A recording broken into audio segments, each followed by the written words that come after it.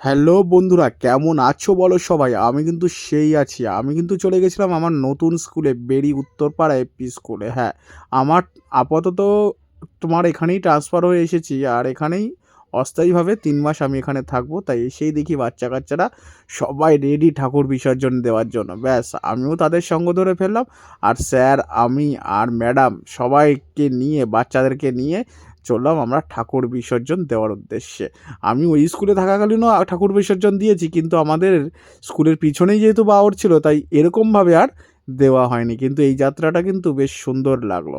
ব্যাস, আমরা কিন্তু দেবী নিরঞ্জনের জন্য চলে এসেছি পুরো বাওড়ে। আর সেখানে এসে তো বাচ্চা-কাচ্চার উৎসাহ তো তুঙ্গে। দিদিমণি সবাইকে কিন্তু হ্যান্ডেল করে দিচ্ছে, কারণ বাচ্চা-কাচ্চাদের জলে পড়ে না যায়। যাই হোক, এখানে তো সব কিছুই কলা গাছ থেকে শুরু করে পুজোর যা যাবতীয় জিনিসপত্র ছিল সব কিছু কিন্তু আমরা কিন্তু জলে ভাসিয়ে দিলাম। তারপরে স্যার আর আমি দুজনে প্রতিমা ধরলাম, অর্থাৎ মাকে ধরলাম নিরঞ্জনের উদ্দেশ্যে। ৭ পাক ঘুরিয়ে নিলাম। ঘুরিয়ে নেওয়ার পরেই বাচ্চাদের হাতে তুলে দিলাম মাকে। ব্যাস, বাচ্চারা এবার উৎসাহী হয়ে নেমে গেল জলে। যথারীতি মাকে নিরঞ্জন করে, অর্থাৎ বিসর্জন দিয়ে তারপরে কিন্তু আমরা সবাই মিলে আবার চলে এলাম স্কুলের পথে। স্কুলে এসেই কিন্তু আমরা যথারীতি আবার যে যার মতন ক্লাসে ঢুকে গেলাম, আর কিন্তু শুরু হয়ে গেল আমাদের ক্লাস।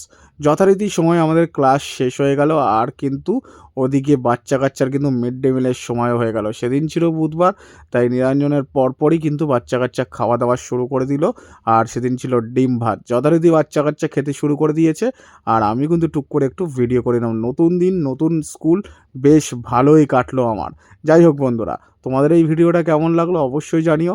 আর হ্যাঁ, সাথে থেকো, পাশে থেকো। আর অবশ্যই আমার যারা ফেসবুকে দেখছো তারা ফলো করে দিও, আর যারা ইউটিউবে দেখছো তারা কিন্তু অবশ্যই সাবস্ক্রাইব করে দিতে ভুলে যেও না।